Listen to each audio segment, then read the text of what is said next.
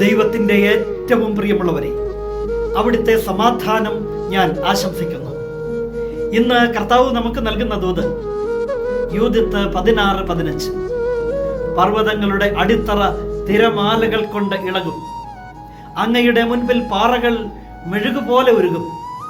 എന്നാൽ അങ്ങയുടെ ഭക്തരോട് അങ്ങ് കരുണ കാണിച്ചു കൊണ്ടേയിരിക്കും.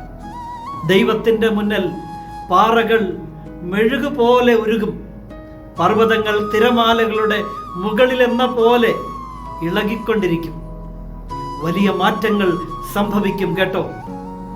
ദൈവത്തിൻ്റെ മുൻപിൽ പാറ പോലെ ഇരുന്നതൊക്കെ മെഴുകുപോലെ ഉരുകാൻ തുടങ്ങും. പർവ്വതം പോലെ നിന്നതൊക്കെ തിരമാലകളുടെ മുകളിലെന്നതുപോലെ ഇളകിക്കളിക്കാൻ തുടങ്ങും. അപ്പോഴാണ് ദൈവ ഭക്തരായ മനുഷ്യരുടെ വില എന്തെന്ന് മനസ്സിലാക്കുക.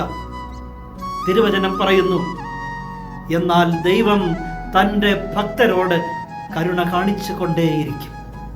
അതാണ് ദൈവസ്നേഹം. അതാണ് ദൈവഭക്തർക്ക് ദൈവം നൽകുന്ന സ്ഥാനം.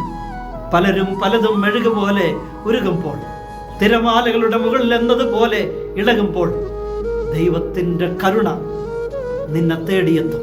കരുണ കാണിക്കാൻ കർത്താവ് അവസരം കണ്ടെത്തും. കരുണാമയനായ ദൈവം നമ്മെ എല്ലാവരെയും സമൃദ്ധിയായി അനുഗ്രഹിക്കട്ടെ.